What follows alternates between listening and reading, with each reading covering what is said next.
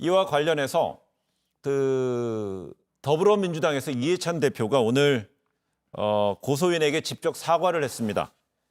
당 차원의 진상조사 방법으로는 제3의 중립적 기구를 통해서 전망이 되기도 하는데 어떻습니까?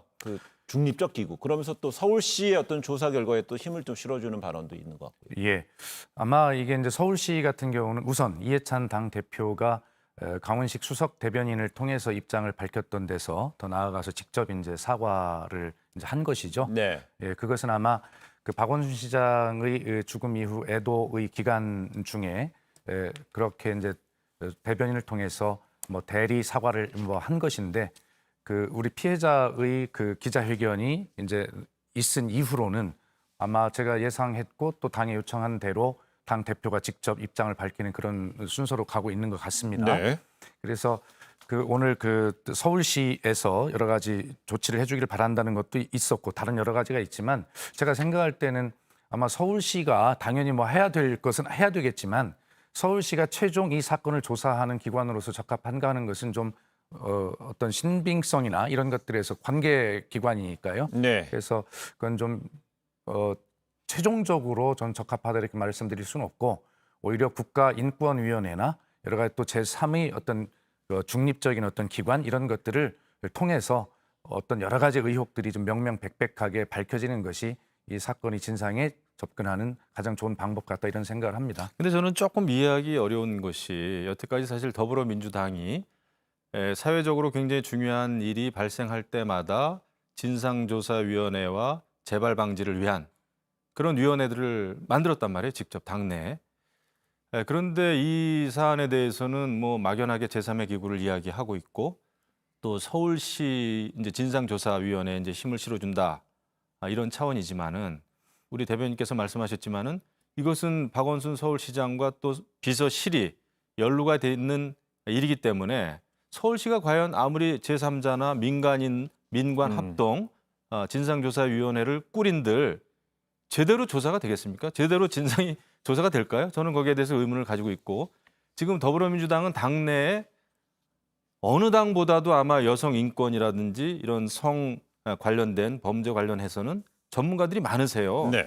여성 민우회 출신, 여성 단체 연합 대표 출신, 또 여성의 전화 대표, 또 여성가족부 장관도 계시고 최고의 전문가들이 모이셨습니다. 이럴 때야말로 오히려 더불어민주당이 나서서 자발적으로 적극적으로 진상조사를 한번 하시는 것도 저는 국민의 신뢰를 받을 수 있는 기회가 될 수 있다 생각을 하고 또 하나 좀 아쉬운 점은 이해찬 대표가 지금 이제 국민과 피해자에게 사과를 한 그 자체만으로는 의미가 있을 수 있으나 계속 그 피해 호소 여성, 피해 호소인이라는 말을 쓰더라고요. 이것은 뭐 지금 청와대도 그렇고 당도 그렇고 보통의 경우에는 다 피해자라고 그랬는데 이번에는 유독 피해 호소인이라는 말을 쓰는 것이 무슨 의도인지를 모르겠어요. 그냥 민원인 취급을 하고 있지 않나 이런 생각이 듭니다. 그래서 마치 뭐 국회의원을 총선 당선자라는 용어를 계속 쓰는 거하고 좀 비슷해요. 굉장히 어색합니다. 그런 의도를 모르겠어요. 그래서 뭐 특별한 의도가 있겠습니까? 오늘 미래통합당 일부 의원님들께서는 언론을 통해서 더불어민주당이 이 사건을 의혹 수준으로 끌어내리기 위해서 일부러 혐의가 확정되지 않았다는 뜻을 포함하는 피해 호소인이라는 표현을 쓴다라고 비판을 하셨는데 그런 비판까지 달게 받겠습니다. 그러나 지금 말씀하신 대로 어떤 의도를 가지고 그러지는 않는다. 지금 이런 와중에 어떻게 저희가 그런 의도를 가지고 하겠습니까? 뭐 그렇다면은 뭐 네. 다행입니다만 저도 의정 활동 12년 했는데 어떤 이런 다 의혹이죠. 대법원 최종 판결이 나기까지는 다 혐의고 의혹입니다. 그럼에도 불구하고 일상적으로 공소장에서도 그렇고 보통은 이제 피해자, 가해자 이런 식으로 씁니다. 그런데 이번에는 유독 피해 호소 여성, 피해 호소인 네. 이런 표현을 쓰는 거 보고 제가 좀 놀랐어요. 뭐 의도가 있는지 없는지는 제가 알 수는 없지만은 그래, 이 알겠습니다. 우연의 일치치고는 굉장히 좀 의구심이 갑니다. 예, 무겁게 받아들입니다. 예. 문제 제기를 하셨고 박수현 전 대변인 거기에 대해 입장을 밝혀주셨고요.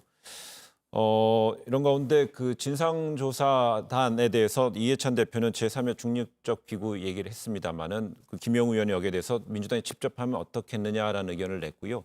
여기에 대해서 야당에서도 또 주장하는 바가 있는데 그건 잠시 뒤에 저희가 한번 짚어보기로 하고요. 이런 가운데 이해찬 대표는 당 구성원 대상으로 성인지 교육 강화하는 당규를 개정하겠다 이렇게 밝혔습니다.